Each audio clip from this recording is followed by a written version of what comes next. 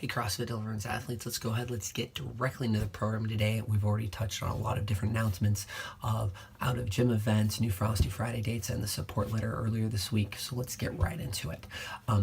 For you Fit for Life athletes, you're going to be doing front squats beforehand. It is going to be a wave style. For you competitive athletes, you're going to be doing this at the end of your session. So with that though, let's get into the normal programming to where no matter what you are, competitive and athletes, what is the WOD for today?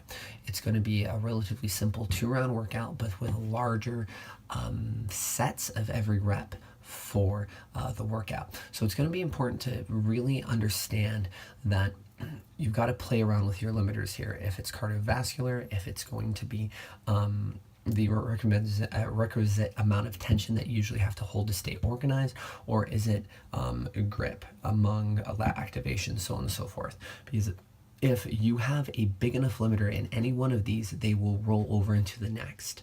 So if you have a gigantic cardio endurance, right, your lungs and heart capacity is relatively low, you go too hard on the assault bike, then you're going to get off of that. You're going to go to the renegade rows where you need to actually find a lot of tension to stabilize during the push-up and then in the row, and you're going to find out that your heart rate is even going to become more and more jacked, and by the time you get done with those, you won't actually be recovered to go into the toes to bar breathing wise, and then all of a sudden you're doing extension and flexion, and essentially you're crunching down on the lungs, and then you're opening them up, crunching down on the lungs, opening them up.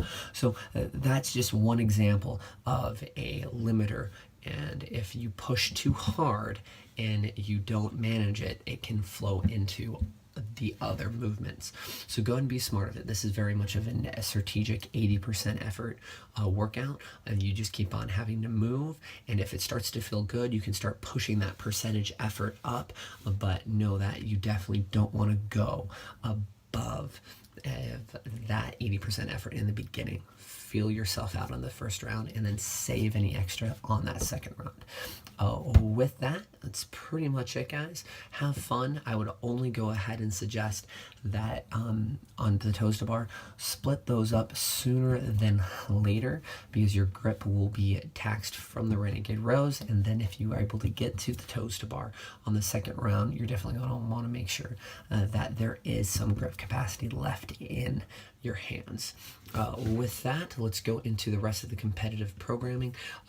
Pretty simple. We're going to be doing just a snatch and overhead squat complex. Just work through the percentages. But the biggest thing is I want you to think on the elevated clean pulls, right? These can be from blocks, these can be from whatever you need to do. Go ahead and make sure you set the barbell an inch or two below your kneecap. In CrossFit, we consistently work from the hang, but it's always from above the knee. So it's always easy to make sure we get the requisite amount of extension or hip connectivity, or swing the bar into the hip, so on and so forth. It's just easy to get that volume in as long as we are conscious about it.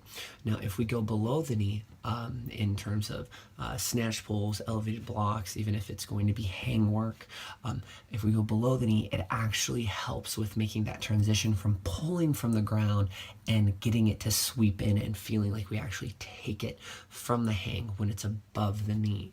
So think of it whenever in doubt.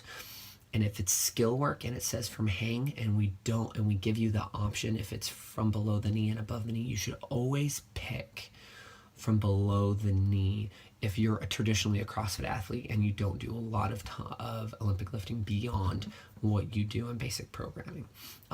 We're in Olympic lifting cycle, so we're getting specific, but that's just for food for thought going forward. Guys, be relentless in everything that you do.